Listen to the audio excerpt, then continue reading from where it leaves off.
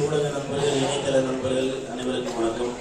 எனது அழைப்பை ஏற்று வந்துள்ள சுபாஷ் காரன் சார் அவர்களுக்கும், சிலர் தம்பி அவர்களுக்கும், பொங்கலத்தி மதிமாமா அவர்களுக்கும் மற்றும் சந்தானத்தின் ரத்தங்களாக இருக்கும் ரசிகர்கள் அனைவருக்கும், ரசிகர் மன்ற தலைவர்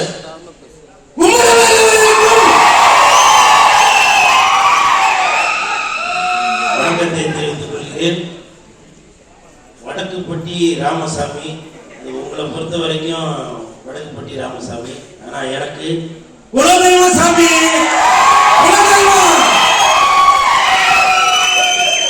இந்த படம் நடிச்சதே, நான் இந்த படம் நடிக்கிறதுக்கு முன்னாடி நானும் சந்தான சாரும் ஒரு படம் நடிச்சுட்டு இருந்தோம்.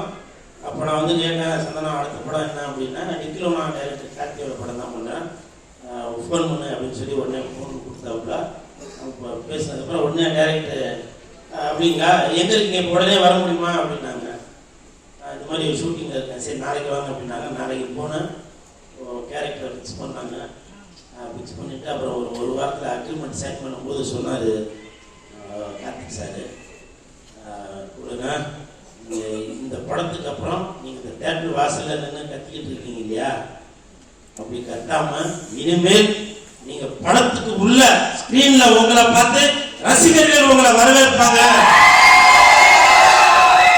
அந்த மாதிரி இந்த படத்துல வந்து உங்களுக்கு கேரக்டர் அப்படின்னு சொன்னாங்க.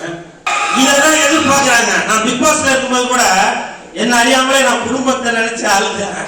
அதை நிறைய பேர் வெளியில சொன்னாங்க, நீங்க அழுவாதீங்க அப்படின்னு சொல்லி. இந்த வாய்ப்பு கொடுத்த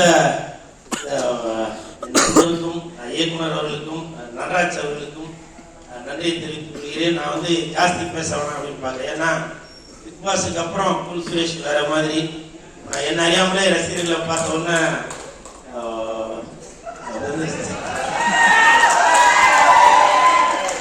இருந்தாலும் என் நண்பனுக்காக 2 பெண்களுக்காக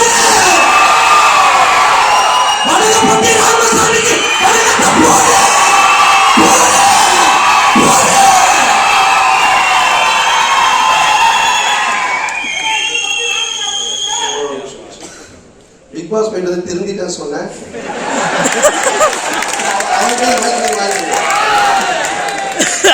இல்ல, இவன் நடவடிக்கை வெளியே விட்டு பார்த்தாதான் தெரியும். நேற்று கூட டப்பிங்கார்ட்ட சொன்னான், இல்ல சந்தானம், இல்ல நேற்று கூட டப்பிங்ல பார்த்தோம் சொன்னான், இல்ல சந்தானம் நான் பிக் பாஸ் போயிட்டு திருந்திட்டேன். அந்த மாதிரி கத்துறது பேசுறது, நான் இங்க நிக்கிற சந்தானம் சொல்லி அங்க விழுறான்.